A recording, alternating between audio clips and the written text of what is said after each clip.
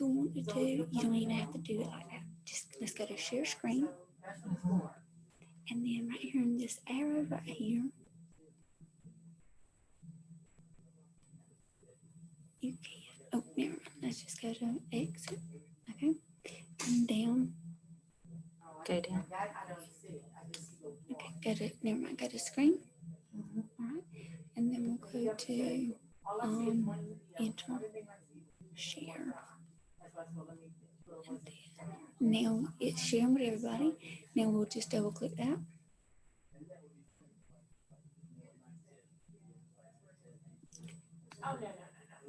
And just so y'all know, I will be here with you the whole time. So if anything does go wrong, we're all good to go. Good. Can you see my screen now? Yep, I see the PowerPoint presentation. Yep. And then when there are people watching, what they actually can do is if Brooke wants to talk or whoever else wants to, share any information, they can actually view the presentation and your face and everything. So it's kind of cool how Zoom figured everything out. That is kind of cool because we were trying to do this the other day just with our executive committee and I was like way confused. But if I want to do that. Muted.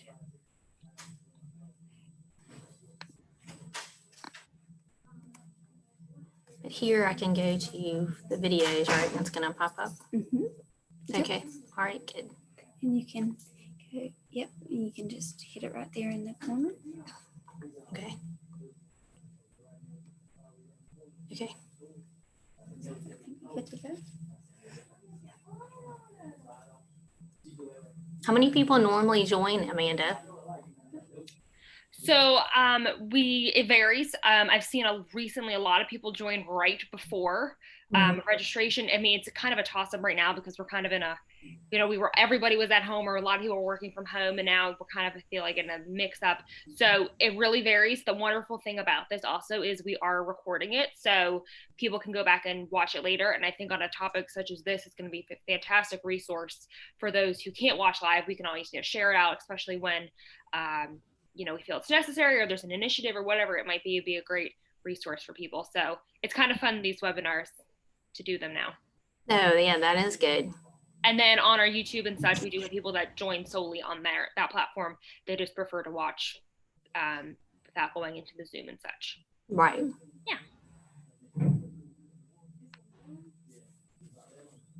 Gonna text.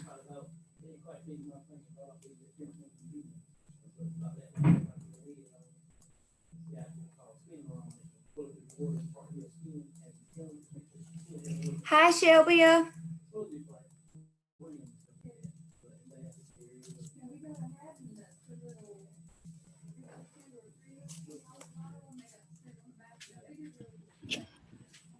Hello. I had to change rooms. My cleaning people are here, so they ran me out of my den.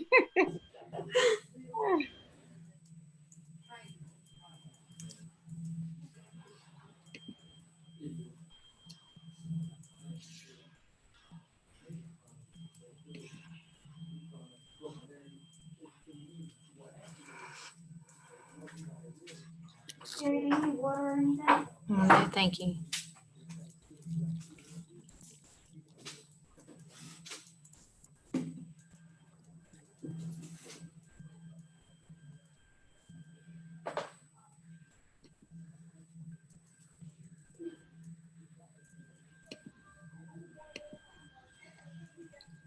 I can't start my video until she comes back. She blocked all the videos right now.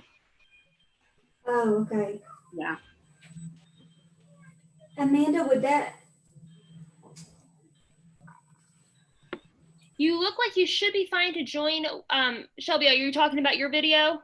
It says the host has stopped it. Huh. Let me see. I just made you a co-host. Let me see if that changes anything. See if you can do the video now. If not, I might have to go out and come back in. There you go. There I am here now.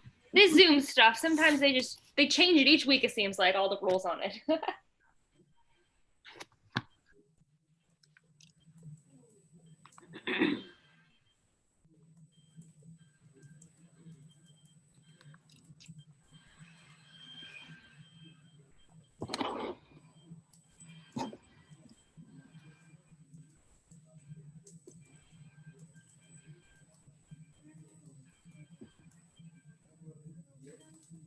Mine is saying the same thing. Let me see. I'll make you all co-hosts, and that way nothing has to be done again. Who knows? Ah, there's that beautiful face. Here we go. Now we're all good to go. Here we go. So when we'll get started, about 5 minutes or so. Most people don't hop on right until the time I was telling y'all. So right now, from what they'll see, they can see all three of y'all's faces. So that's good. I don't know. I know. Do you like to? Should I introduce you as Lieutenant Sherry Smith? Does that work? That works. Thank you. Okay, awesome. And Shelby, are you just Shelby O'Wiley? Yes, I am. Awesome. I want to make sure everyone's titles and things correct. Brooke, are you going to be speaking at all too? No, I'm here more just as support. Okay, awesome. Well, people can see your face if they are watching, so I don't know if you want to turn your camera off throughout it. That's fine. Whatever works best for y'all. Okay. Yeah, Sherry's actually doing the presenting today. Awesome. Yeah. But Shelby and Brooke are going to fill in if I forget. Right.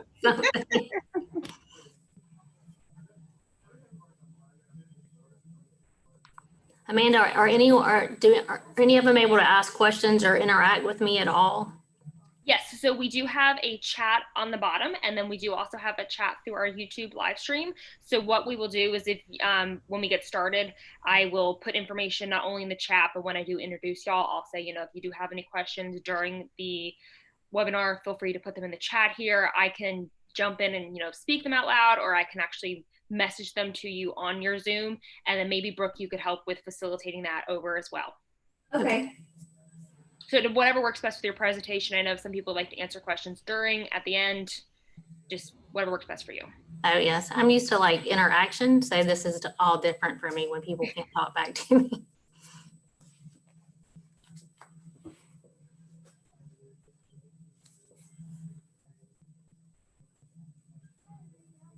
So did the videos come through?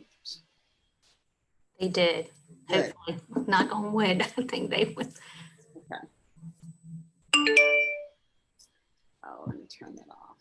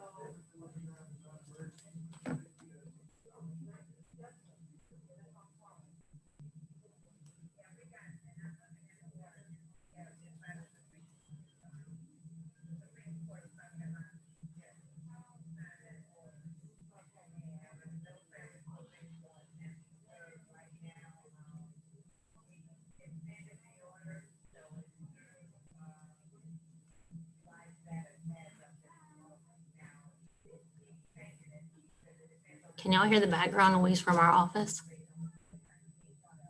Do hear something, Okay. but it's not terrible. Okay.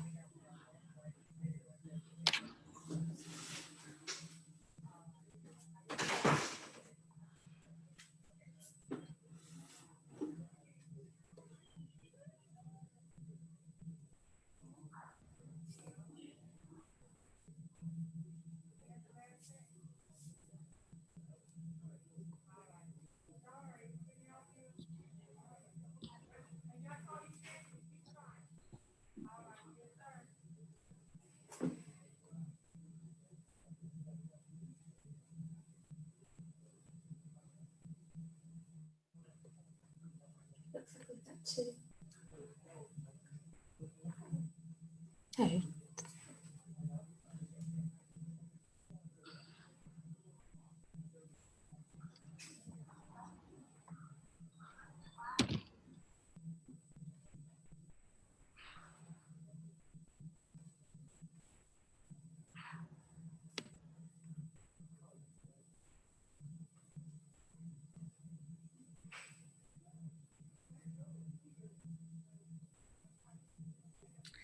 Okay, we're gonna go ahead and get started just because it is 2 o'clock, and I will update those who are joining in, a couple minutes later into the presentation via the chat. But I want to thank Lieutenant Sherry Smith and Sylvia Wiley with engaging, oh goodness, is Engaging Minds, right?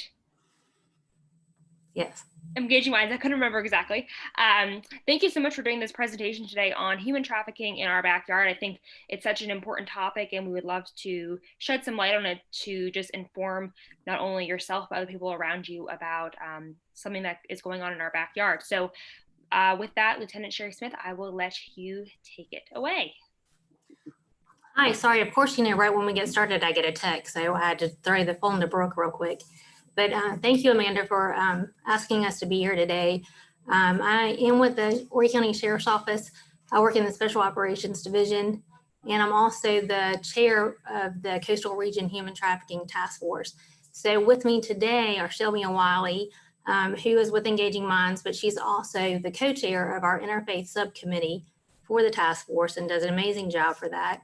And also Brooke Holden, who is our POO with the Sheriff's Office, but she also serves as the co-chair of our PEA subcommittee. So she helps a whole lot with presentations and interactions and all of that too. So I'm happy to have them, and they may jump in if I forget something or say something. So I appreciate them being here with us. So all of this is new for me, this Zoom. I'm trying to learn how to do this.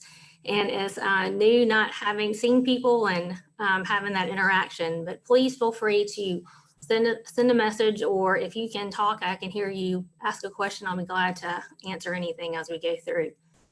This is a PowerPoint that was put together by Lighthouse for Life. Our task force has partnered with Lighthouse for Life. It's a nonprofit organization out of Columbia, South Carolina, and their mission is to bring awareness to human trafficking.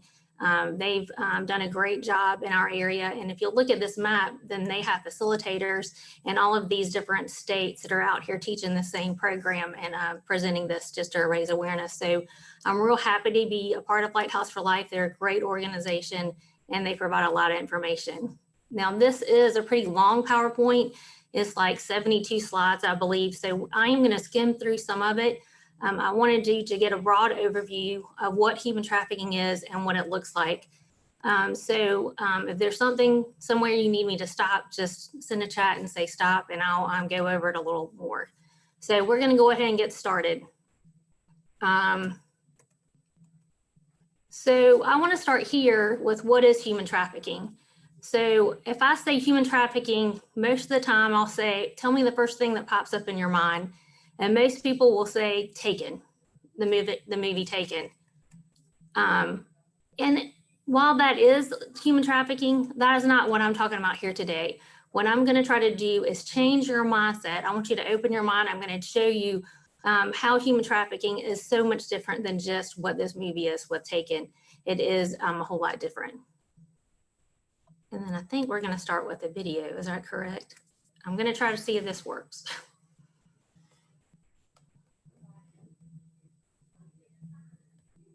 You see a lot of homes in all sorts of areas.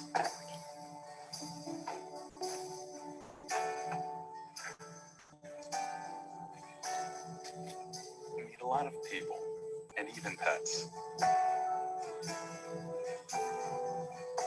Out here, you have to take your job seriously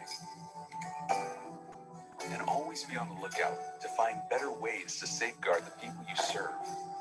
What kind of shop do you guys know going here? Tool and die shop. Great. Welcome to the neighborhood. Thanks. Or the products that protect their homes. Or services to get their homes running just right. You work hard every day because you don't want to miss a thing. Like you just did. Do I have your attention? Workers who are in people's homes on a day-to-day basis are a critical part of identifying potential cases of human trafficking and combating this horrific crime.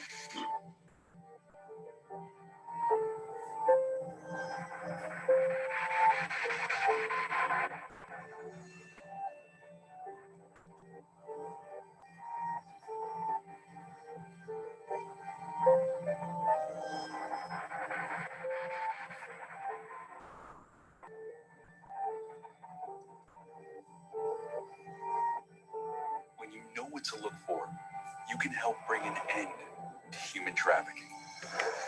As service workers, you play an important role in the detection of human trafficking. You are on the front lines, in homes and in neighborhoods. Now that you know some of the signs to look for, you can help save those who are being victimized. Together, we can make a difference. If you identify someone you think may need help, please contact the National Human Trafficking Resource Center at 888-373-7888. This is a toll-free hotline that's available to answer calls from anywhere in the country. So I go back to this, right? Okay. I'm learning, y'all. So I like to add that video, or I actually asked Lighthouse for Life to add this video to the presentation because I think it's very important. And I think it's very relevant to who I'm speaking to today, the audience with the chamber, because all of you from different businesses and organizations, and we need your help. You can spot those, you can look for these signs when you're out there just doing your job every day.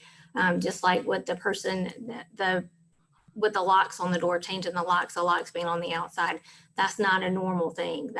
You got to ask yourself what's going on in there, and why is that door locked from the outside and not from the inside? You usually want to keep people out, not keep people in. So I think this was a very important video, and I'd like to show that. So this is what we're going to talk about today: understand the realities of human trafficking, define it.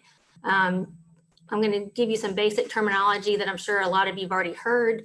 We're going to talk about some myths and some realities, some risk factors. Social media is a really big one, especially right now, since everything we're doing is on the computer. Our children are on the computer more than ever right now.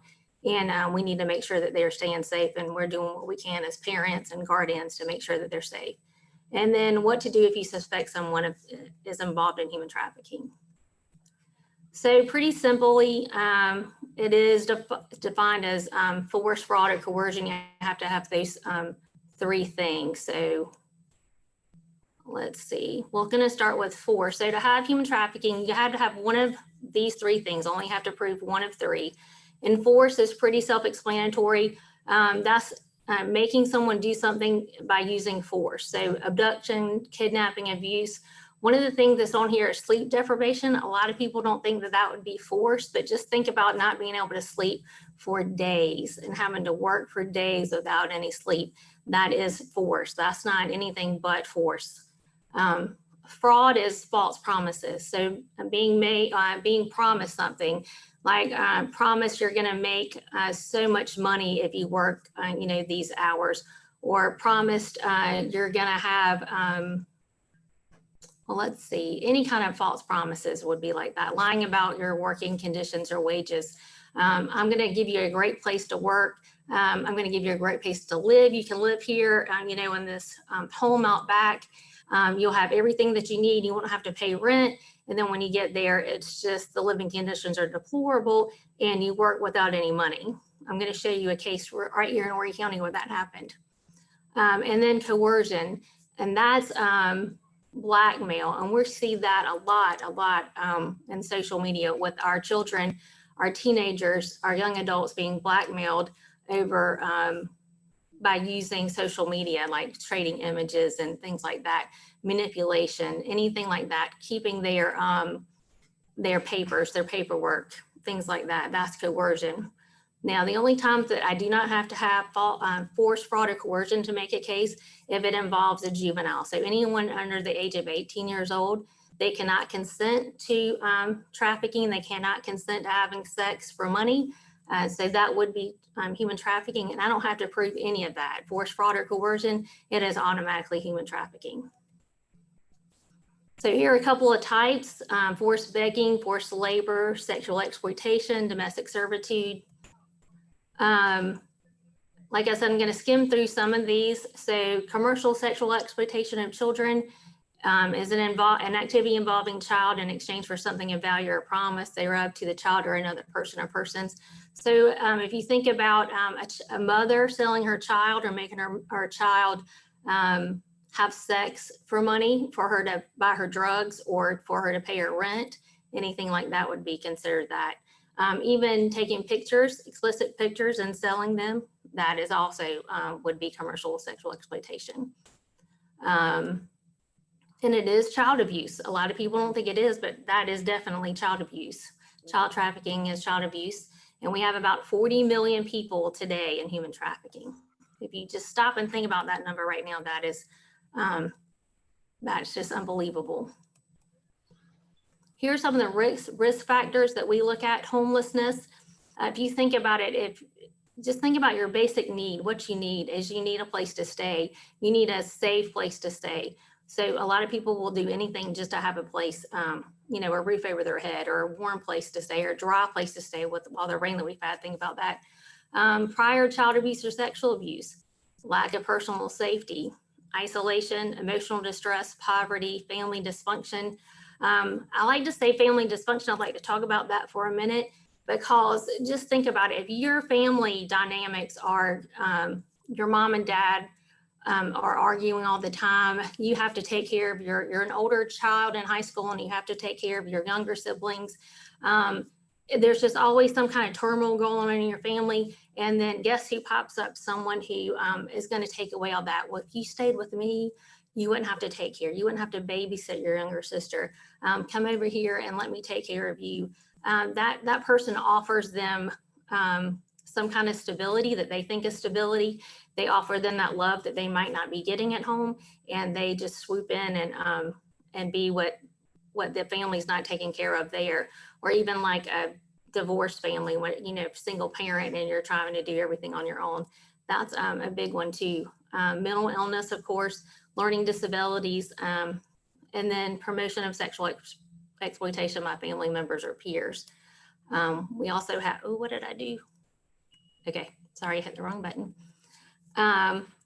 So no such thing as a child prostitute. I know like several, I think it was last year, one of our local news media had a story, and it said, you know, girl was charged, juvenile was charged with child prostitution, I think is what it said. Well, there's no such thing as child prostitution. You can't have a child being a prostitute. If you're under the age of 18, you cannot consent to having sex for money or sex for any trade in any kind of goods. So even if people will say, well, she consented to it, that's, she may have consented to sex, but she did not consent to being prostituted. She cannot consent to that. So there's no such thing as a child prostitute. So if you ever hear someone say child prostitution, or that she entered into it, that's not true. That can't, she can't be charged with it. She's a victim of this crime. She's not a suspect of the crime.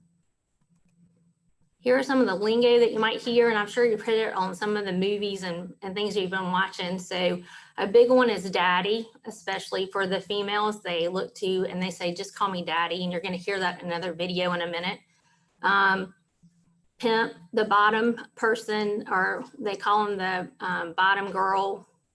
So here are some of the things. If you hear these, you might want to, if you hear your child or hear someone else saying, you might want to go, that's that might be something. In talking to the victims that I've talked to before, I have heard them talk about being in the game, being in the life. That is terminology that they use. They do talk about that. They talk about grooming. They've talked about the bottom, and they've talked about the daddy. I've heard them say all of those. So that is still true today, that they're still using some of the same language. I feel like I keep hitting the wrong button. But here's the bottom line. They want money. That's why they're doing this, is to make money. They don't care about the person that they're trafficking. They care about making the money. That is it. That's the main purpose. So this is the reality of this. So if you take a 15-year-old girl who's being sold 5 times a night to 5 different buyers a night, 7 nights a week, she'll be raped 1,800 times over a year. Think about that. That's heartbreaking when you look at it. Here's some of the things that our culture today, it's like we glorify and we don't even think about it. I was guilty of it too. I would sing some of these catchy songs on the radio and not even realize what you're doing. You go along with the tune, but if you actually stop and listen to the words, it really makes you think. Same thing about some of the movies to watch, some of the advertising. It's all about sex. So here we're going to talk about the myths and the realities about it. So take a look at these questions for a minute, and then we're going to go through them. It's only an international problem, only happens on the streets, only happens to females. All sex traffickers look like the stereotypical pimps that you see like in the movies. Only sad, lonely, awkward men purchase sex. We know that's definitely not true. And all victims will self-identify. So here's the first myth. It's not an international problem. This is the reality. So this is a heat map provided by Polaris, and it depicts where the human trafficking, according to the National Human Trafficking Hotline calls coming into the hotline, this is where the human trafficking is taking place, or this is where the calls are. And so you can see a lot of the red are along the coastal regions in like bigger cities. And so here is our reality. Well, this will show you the number of victims recorded in South Carolina. They were mostly female, 220. But here is us in South Carolina. So when I see this, the first thing I think of is Horry County is number 1. And that makes you go, oh gosh, we have sex trafficking going on like crazy in Horry County.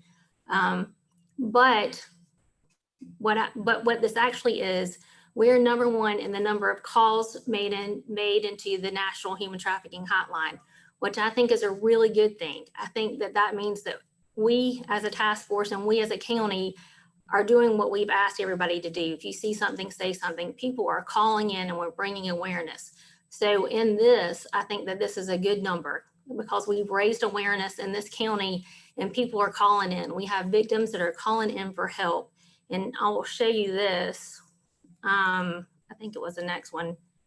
Well, maybe it didn't come up, but the number of victims almost like tripled that called into the human trafficking hotline from last year, from one year to another, which I think is incredible. So if they're not reaching out to law enforcement, then they're reaching out to someone and getting help, because a lot of times the victims aren't going to trust law enforcement. But if they know they can call that hotline and the hotline's going to get them to where they need to get some help, whether it's shelter, whether it's counseling, whether it's help with their alcohol abuse or narcotics abuse, anything like that, help them get out of the life that they're in.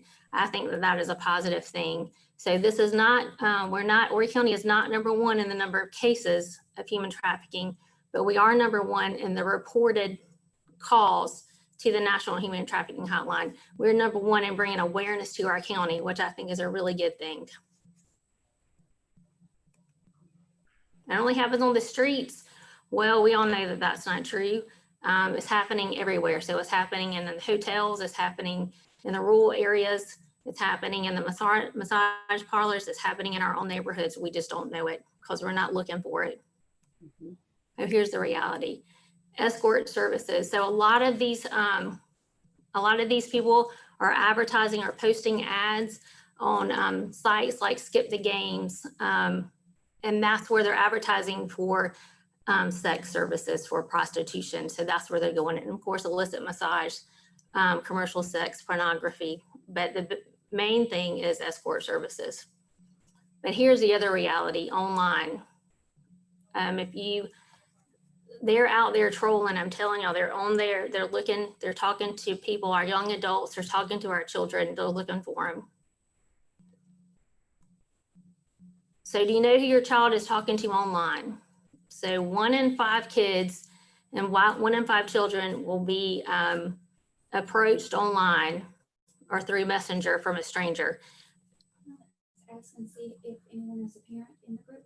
Oh yeah.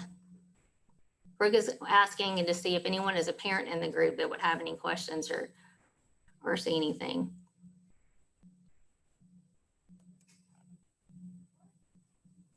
You got that, Brooke? So I'm not going to show this video because of time, but it does talk about how sex traffickers lure the teens using these apps. But I'll leave it up for a second. So if you want to write down this, as a URL, is what you call it. You can go online and pull that up. It is really good to watch, and it shows you how this can happen and how they they try to get to our children. I'll pull that up. So here are some dangers that we like to talk about. So a lot of kids, when they get their phones, they're given the phones by their parents or guardians or whoever, and they're giving it to them with free reign. So they're just like, okay, here's a phone. Go do whatever you want to with it. Well, inside that phone are all kinds of dangers. There's all kind of information out there that our kids are onto, which are the apps. Like, so a lot of kids, they want to just get on TikTok, watch these videos. They want to get on Instagram and start posting pictures of themselves and connecting with friends. But what they're not doing is they're not setting up their profiles to make them private. So if they're open in public, that means their pictures are out there for anyone in the world to see. And so if someone sees these young kids online that are posting pictures or singing in those TikTok videos or posing different ways, they're going to reach out to them. We had one case, or not one case, I had one person that reached out to me, and her child had gotten a tablet, and she downloaded an app, and she and her friend were playing on it, and it was great. Well, the next thing she knew, someone reached out to her and said, you know, you really are pretty. And tried to lure her into downloading another app where she could exchange pictures. And the person immediately, after just a short time, started asking those young girls to send nude pictures of themselves. So it happens that quickly, you guys. They are out there. You've got to make sure that before you give that phone, that tablet, that computer to your child, you talk to them about it and you tell them the dangers of it and what can happen, but you tell them to be smart about it and be open to you. You have to set those parameters. You got to set those guidelines. You got to set those privacy settings, because if not, they're opening up for anybody to just start talking to them. And if you don't talk to them, someone else will, and they'll get them. So other concerns are lack of age. And even if they put in age, here's the thing. I think Facebook, how old do you have to be? Like 14 or 15, I think, to have a Facebook page. But I mean, anybody can lie, right? Our kids are smart. They can change the year of their birth to make it to make sure that they're the age on it. So just remember that. Red flags. So if you have a child, or even your young adult, this excessive internet usage, increasingly secretive, closes the bedroom door, hides the screen. If you come into the room and your child's on the phone but automatically closes it, then you might want to ask some questions. Or if they're on the computer and they automatically shut it down, just like, hey, what you doing? Let me see what you got there. They seem agitated, or they have secretive phone behavior, always trying to hide the phone. They want to see what you're doing. They're vague, talking to a vague talk of a new friend. You might want to ask some questions. I hear a lot that parents have told me, well, I can't look at their phone because they won't allow me to. Well, you guys, let me tell you what, that phone belongs to you. You pay the bill, you the adult, you should have the password to it. You should be able to look at that phone whenever you want to, open it up. And I'm saying, so don't just look at the phone and look at the messages, open it up, open up some of those apps that they have and see what they are, actually go into them.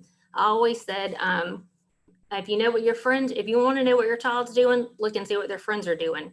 Because if you'll check their friends' pages, you'll see what your child's doing, because most of the time, your child will on their page not post anything, because if you're a parent like me, they know that you're looking and they're not going to post anything that mom's not going to approve of. But if you go follow their friends, you'll really know what your child is doing and where they're hanging out with and what's going on. That's where you're going to learn. That's where you're going to learn everything. So pay attention. Also know that your child most likely has a second account.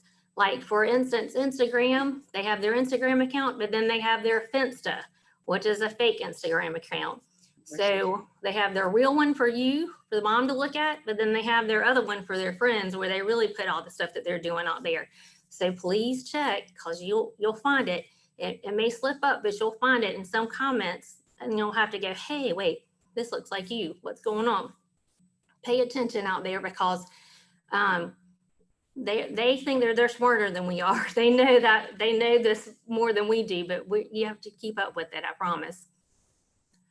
Here's what you can do. Place your computers in a common area of your house. So don't put a laptop in your child's room. Don't let your child take the laptop upstairs into their bedroom, close the door, because they have FaceTime. Now we have Zoom. We have, what was the other one? Skype, that everybody does all the time. Right. And anything can happen. So they could be talking to anyone and taking pictures or videos. I think what these kids forget is when they agree to finally get talked into sending some kind of nude picture of themselves, they think that they're sending it to that one person. So they send it to one boy that they think really likes them, and he talks them into sending it to him, but they don't realize that he's going to share it with a lot of other people. Or they'll send it through Snapchat. That's another big app that our kids are using today, and adults. Everybody's using Snapchat. And everybody likes Snapchat because Snapchat goes away. It's only there for 3 seconds, Brooke, 5 seconds, and then it goes away. So what they don't think is if you screenshot a Snapchat, right? If you screenshot it, it will tell the other person that you screenshotted that picture. But they will use another phone or another device to take a picture of that Snapchat picture, and then they have it like that, and you won't ever know, or kids won't ever know. That happens a lot, and that's how these images get circulated, and that's how the blackmail starts. So be real careful about that. Learn more about the computers and the internet, which is what I try to do. I try to stay up to date, but because you have to. Luckily, I have 2 grown children who help me keep up with some of the newest trends, because I keep asking them. If you want to know what's going on, ask your children. They'll tell you. They might tell you on them, but they'll tell you what everybody else is doing. I promise you, they'll tell you. They'll tell you. And discuss the dangers of the web with your child. So don't be afraid to talk to your children. The biggest thing is to open up to them. So don't let your child download anything without your permission.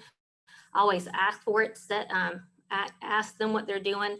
Establish those parental controls right from the beginning. Because if you hand them the phone and you just say, hey, go do whatever you want with it, and then you come back later and go, wait a minute, I don't like Snapchat, you need to delete that. And they're going to be like, Mom, I've been using, nothing's wrong with Snapchat. I'm just talking to my friends. How do I, you got to set those in the beginning. You got to set the rules in the beginning, because it's hard to rein it back in when you've let it already go. So you've got to set that from the beginning and let them know, if you want to use this, it comes with responsibility, trust, and we're going to do this together. So let them know that.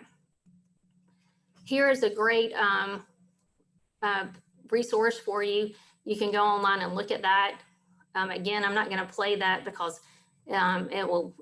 because of the time, but that is a great resource to go use. So it only happens to females. What do y'all think? I would say no. No. So it does happen to boys, it does happen to men, but we don't hear about it as much because it's more about shame. So for me, I like to correlate it with domestic violence. So we know that there are men out there who are victims of domestic violence, but a lot of times they're not going to come forward because they're embarrassed, they're shamed, they think that they're a man and they wouldn't be abused by a woman or another man. But that happens. And this is the same way with human trafficking. Sometimes the guys, the boys are not going to come forward. And so, but they are out there. So this is what we think a trafficker looks like in your mind. That's what when you close your eyes and you go, what do you think a trafficker looks like? It always comes out something like this. And that's what we've seen on TV and all the movies. Think about what you saw in that movie, Pretty Woman. Remember Pretty Woman? You used to love that movie, but that's what you would think walking down Hollywood Boulevard, right? But this is really what it is. This is the reality. The guy on the left, I believe, he posed as a police officer, I believe, who was he was trying to say that he was helping illegal immigrants get documents to become legal. And he was charging them money to do that. The woman, I can't remember. I'm trying to remember what she did. I can't remember. And the other guy was just, he was forcing girls into prostitution. The case on the right-hand side, that guy, he was working with North Charleston. I think it was a North Charleston case in that one. But this is our reality here of what traffickers look like. Now here's our local reality. So for Horry County, I'm sure all of you've seen this. This is a case that was out of here in Conway. It was a federal case. And this guy, Mr. Edwards, he admitted to, I'm gonna look at my notes here so I don't get it wrong. So he admitted to using threats of violence, isolation, and intimidation to compel his victim to work over 100 hours a week in his restaurant for no pay. He was sentenced to 10 years in prison and $270,000 in restitution. That right there, y'all, is reality. It is here in Horry County. And I'm sure a lot of you heard about that on the news it was back in November of 2019. Here are just some local headlines that were in the newspaper. But here are the people that exploit our victims. It's an employer, just like in the case with Mr. Edwards. It's family, it's intimate partners, and then other relationships that we are in. Here's another big one, grooming. So when we talk about grooming, we're talking about people that it's a slow process, just like on the internet. They get to know our kids. They start asking them questions. They think they become friends with them. They slowly become a part of their life. They slowly get our children or get these women or get these men into trusting them and believing in them. And they put this up of R. Kelly, Surviving R. Kelly. If you have not watched that documentary, I would strongly urge you to, because it's scary that things that R. Kelly is still doing or was doing to these women. I mean, when I watched it, it was just an eye opener, especially because back in the day, I loved those R. Kelly songs and would listen to them all the time and never thought anything about it. And then I watched this movie, and just to hear if I hear the song, it just gives me the chills now and the creeps, and just to know what this man has done to all these women and still doing. So I urge you to watch it. Yeah, another one that just came out was the Epstein, right, Brooke? Yes. Yeah, that one just came out on Netflix too. So I would tell you to watch that, because that, I promise you, is classic. Yeah. Everything that happened that you see in that documentary is everything that's in this video presentation. Exactly like textbook, and it makes you sick to watch it. But it also is teaching us, is bringing us aware that this is happening. And so I'm glad that they're doing these documentaries for that reason. So it's bringing awareness to this, and that's what we're here for. I'm not going to play this, but this just tells you how they pick their targets. They pick their victims, which is the same way they look for vulnerable people. Anything that the victim needs, they're going to come in and give it to them. They're going to make sure that they have it, because they're going to be they're going to make sure that they trust them. This is really good. This is 5 disguises used by traffickers. So they're the pretender, they're a provider, a promiser, a protector, and punisher. The trafficker is going to be anything that person needs. Any void that is in that person's life, they're going to fill to make sure you build that trust, is what they're going to do. And they use it by doing all of this. They're the American dream. This is what the trafficker wants. This is what they're going to promise you. You're going to give you a lot of money. You're going to be famous. You're going to be successful. So the penalties, 15 years, and then 30 years after that. It's 15 for the first offense, 30, I think, for the second, 45 for the third. Hopefully we would never get to the third or second. Here's what I was just talking. Only sad, awkward guys buy sex. Well, we know that's not true. You can see it right here. Here's another local reality. This was a case that's still ongoing. This person has been charged, hasn't been to court yet. So I like to say that everybody's innocent until proven guilty. And this is not my case. The only thing I know about this case is what I read in this news article and read on the news. We tried to pull it up, but you can't anymore, I don't believe. But what I thought was interesting about this, when I saw the news report on this, is that this is a local DJ out of Florence that was arrested and forcing minor girls to have sex for money is what he is charged with. But on the video, when I saw this video, what I thought was interesting was they interviewed a neighbor, because you know the media likes to go and interview everybody and they want to see what's going on and get get like an inside scoop, I believe. But so they interviewed a neighbor, and the neighbor said something. He said, I thought there was something going on over there because I saw a bunch of girls, teenage girls or women, going in and out of his house, and he is single and doesn't have any children. So when I heard that neighbor say that, I was like, oh my gosh, that is the see something, say something that we're trying to do, because people will call law enforcement daily. They'll call into every agency daily. We get calls about someone selling drugs in my neighborhood. I know that they're selling drugs in my neighborhood, but this person is allegedly was trafficking kids or trafficking girls in and out of his house, and nobody said a word. But that neighbor said, I thought there was something going on, but I didn't call. So I put this video, or asked them to put this video in there to say, please call. Please call. If you think that there's something wrong, just call. I would rather, we, the police, law enforcement, would rather go look at something and find nothing than it go by, for it to be there and you not call us and it turn out to be something.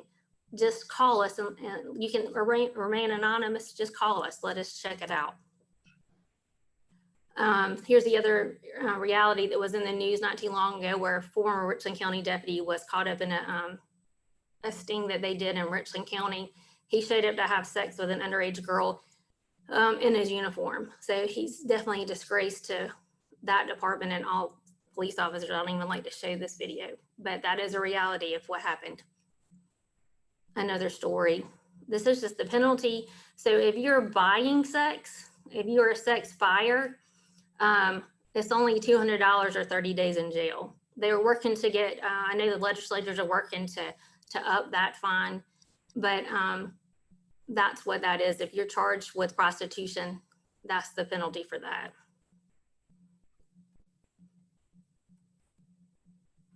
So how do they become victims? It's just like we talked, they're recruited. Some are kidnapped, some are gangs, parents, like we talked about, runaways and homeless. So this is a YouTube video that I'm gonna try for y'all to watch. Okay, wait, Google. Sorry, I have to talk my way through this one.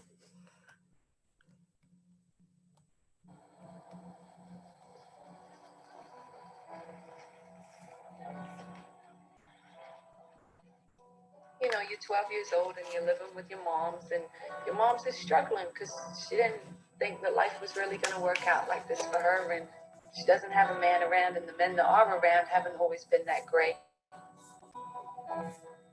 Sexual abuse is becoming kind of normal for you, and you think that other people don't have secrets that are as bad as you, and maybe you've tried to talk to somebody at school and they haven't really heard you, or maybe they just haven't had time to listen to you. And so you're seeing these girls on the videos, and they're so pretty and they're so sexy, and so your way at 12 of escaping into this fantasy world is to think about what it must be like to be one of these girls, and you know the adult men already look at you, and you wonder how you can kind of use that. I was just a child, and that's how I was supposed to live, like a child, like an adult. So one day you're coming out of school and there's a guy outside in a Cadillac, and he's nice looking. I mean, he's got the baseball cap and the jeans and the Timbs, and he tells you how pretty you are and you know how pretty your hair looks. And it's been a while since anybody even really noticed anything about you. And for the first time, you feel like somebody's really interested in you, because now all of a sudden he's asking you about your dreams and your hopes and where your father's at. And he says that he can be a daddy to you. The people that I shouldn't have depended on, I'm depending on for support.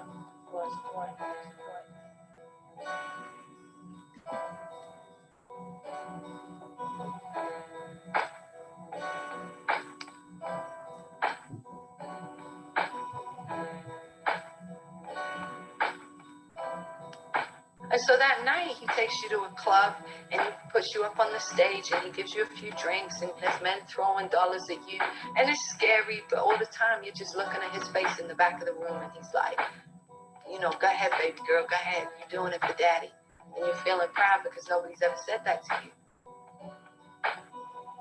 And so then that night, he tells you that there's more stuff that you've got to do. And he takes you into a room and there's a man there and he tells you to strip and you think this is something you'll never do. And yet there's a part of you that already knew how to do this because that's what your stepfather's been doing to you all these years before. And so you turn that trick and it's like a part of you has died inside. And so you come out of the club that night and you get in the car and you know he's pumping 50 Cent and he takes you to McDonald's and he tells you you did a good job tonight, sweetie. And he's stuffing his pockets with the $1,000 that you made. And right now, you're happy. The people that I shouldn't have depended on, I was depending on for support.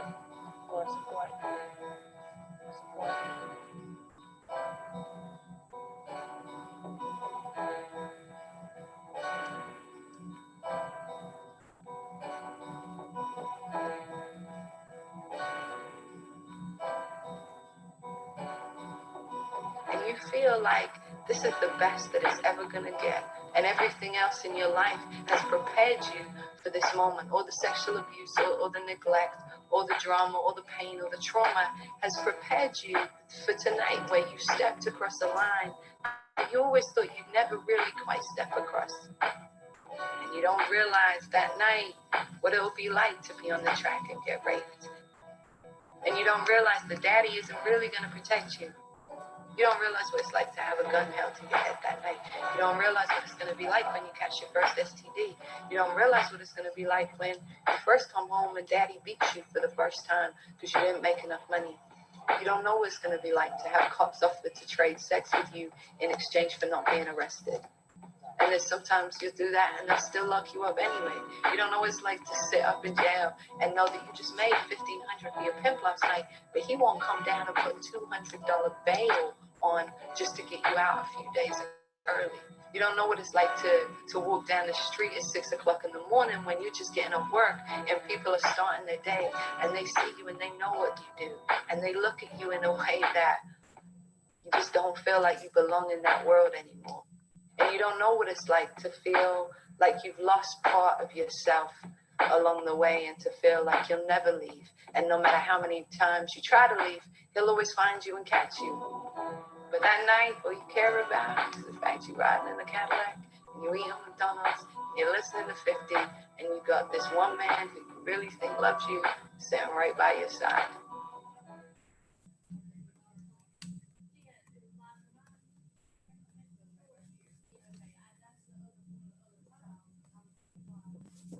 So when you watch that, it really just, oh wait, what did I do? Katarina Rosenblatt says I have to turn this off. So like, see, I when told her you. mother escaping an I apologize. investigation Here we took go. her to live in a hotel.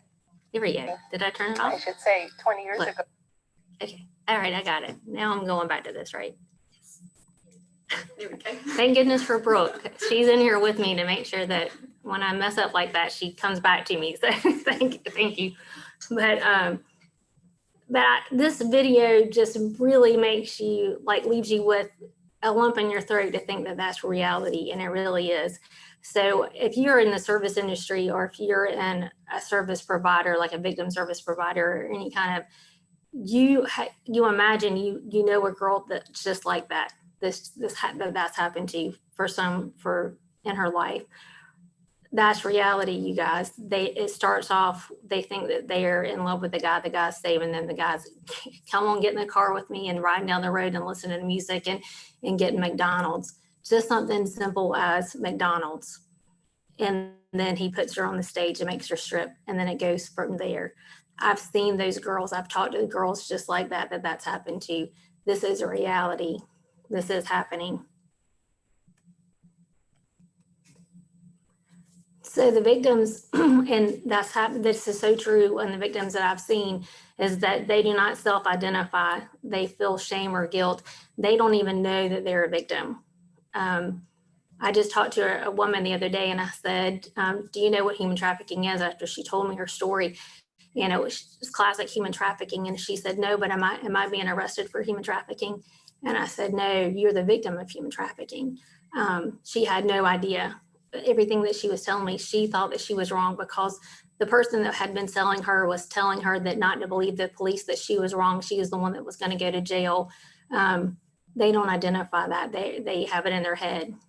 They fear of arrest, of deportation, of retaliation, of social services. A lot of times they're being threatened because of they're doing it because of their children. The trafficker will say, I'm going to get your child taken away from you, or they have their child and they're having to do so that they can see their child. That's happening.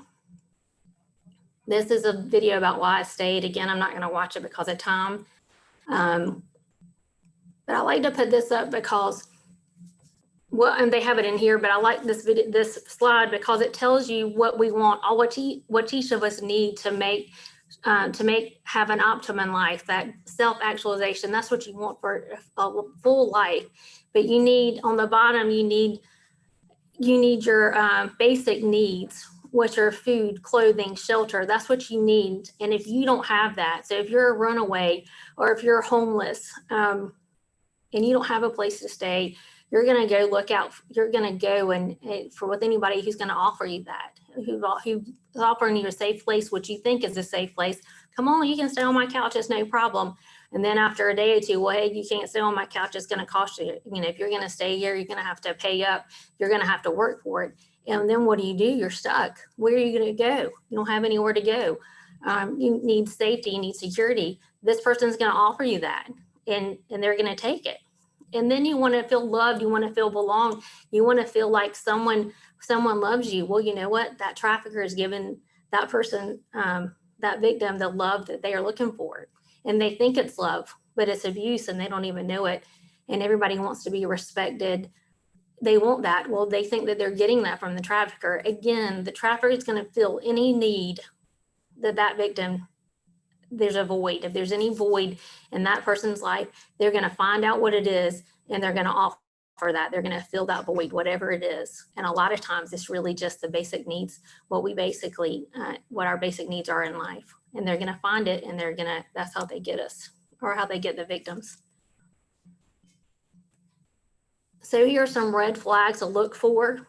So for teenagers, it's a history of truancy, running away, homelessness, sexual abuse.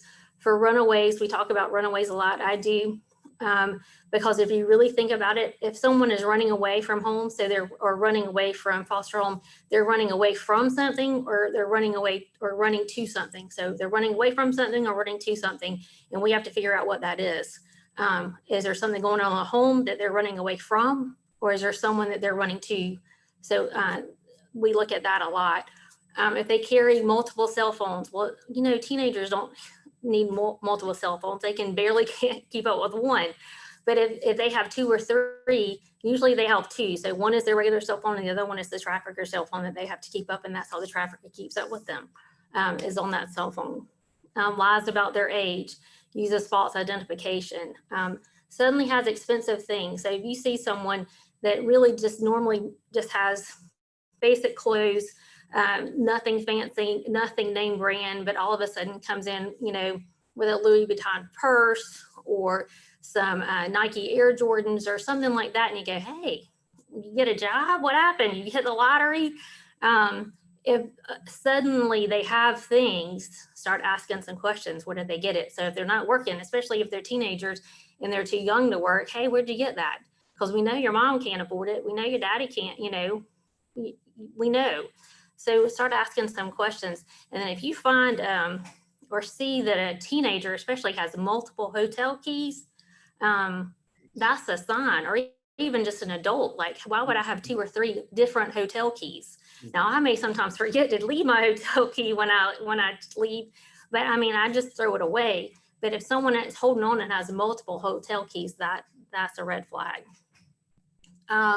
If they live with their employer, you know, again, hey, you can come live out back with me. If they live with the employer, usually there's something, you live here and they don't pay you.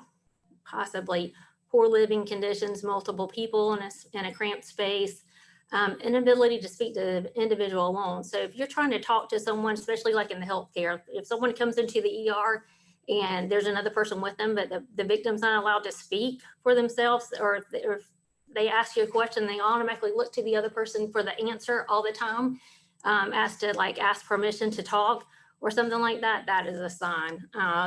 Or if the answers appear to be scripted, signs of physical abuse, submissive, under 18 and in prostitution, that kind of thing. Let's see. There's some other signs: cigarette burns, bruises. Now, all of those could be signs of just child abuse. It could, not necessarily trafficking. Any of this, though, we just need to look into. Exhaustion, hunger, frequent illness, tattoos, branding. If someone has, especially like someone's name and they're a teenager, if they have it someplace on their body, usually it's on their arm. I had one woman who came in and said her husband held her down and tattooed his name on her forehead. That was, that's a sign.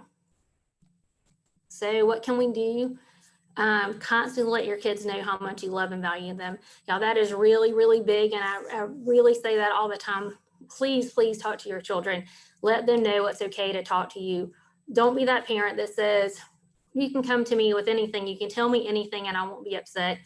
But the first time they do that, the first time they come to you and say, hey, Mom, my boyfriend talked me into sending a picture of myself. And you go, oh my God, are you crazy? Have you lost your mind?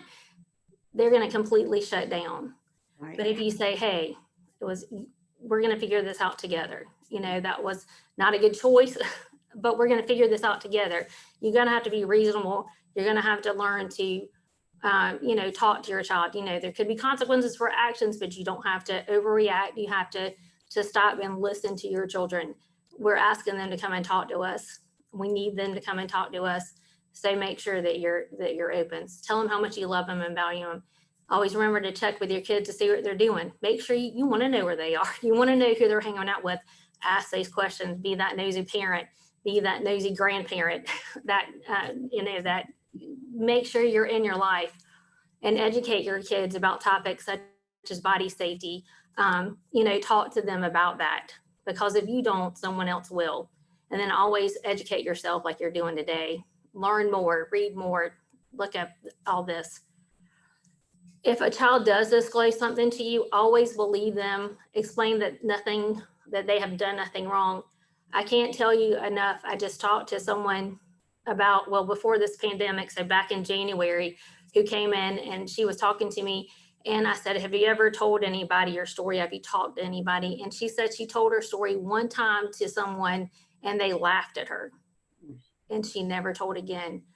Always believe them, because if they're coming to you and they're opening up, then you need to believe what they're telling you, and then you need to report it. You need to come and report it so that we can look into it. Thank them for confiding in you and remind them that they are loved and reported. Here's some ways, of course, what we talked about: educate yourself, volunteer. Our task force, we're always looking for people to come and help in all different kind of ways. I was talking to Shelby earlier and I said, they're going to say, hey, what can we do to help? And I'm going to say, spread the word. She said, help us get awareness out there.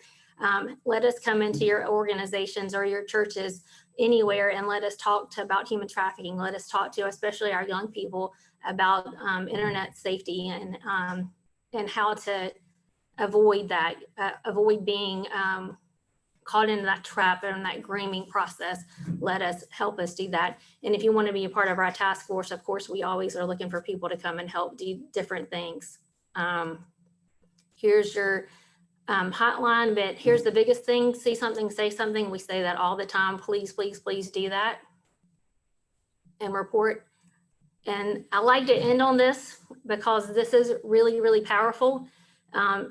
And I'll talk about it in just a second. All right, last one, right, Brooke? I'm gonna do it. Wait, I'm gonna do it. Right here, up here, I got it. I think.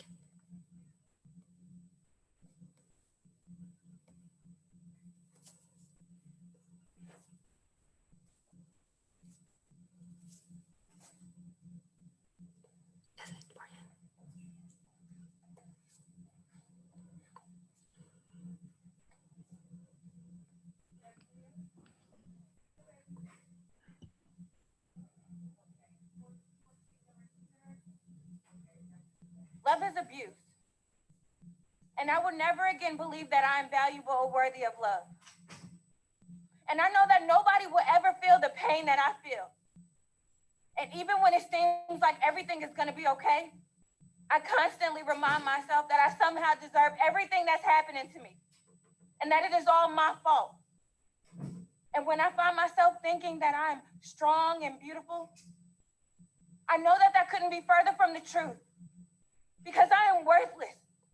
And I refuse to believe that love is respect and that people really do love and care about me. This world has shown me that nobody knows me better than me. And even though I am misunderstood, alone, and forgotten, I do not believe that I am a survivor.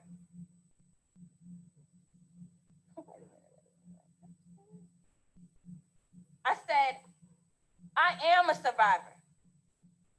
And I do not believe that I am misunderstood, alone, and forgotten. And even though nobody knows me better than me, this world has shown me that people really do love and care about me. And that love is respect. And I refuse to believe that I am worthless because I know that couldn't be further from the truth. I know that I am strong and beautiful. And when I find myself thinking that I somehow deserve everything that has happened to me and that it is all my fault, I constantly remind myself that everything is going to be okay. And even when it seems like nobody understands the pain that I feel, I know that I am valuable and worthy of love. And I will never again believe that love is abuse.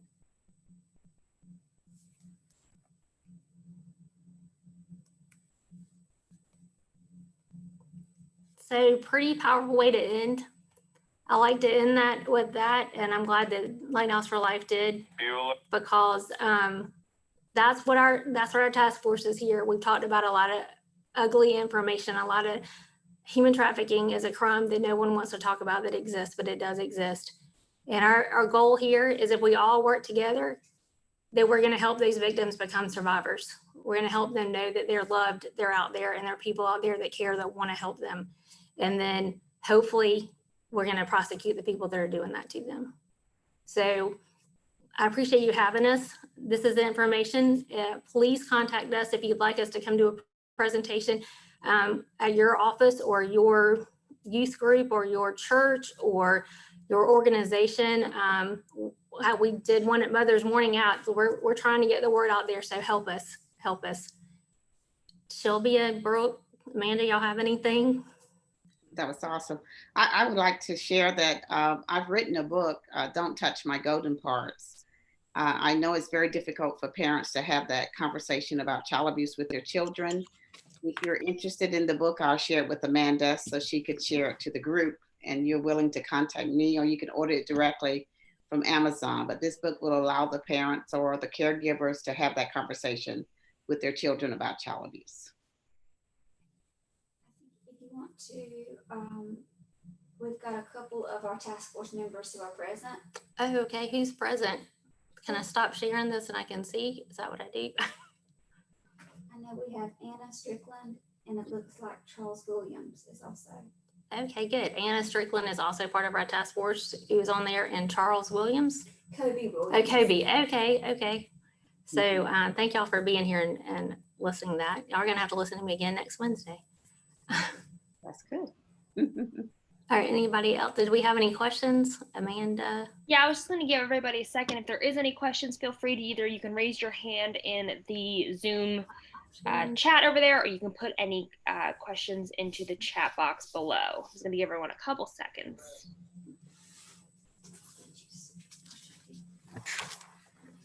You're good. You can see it. I can So see you'll it. be able to see now if you want to make that big, you can.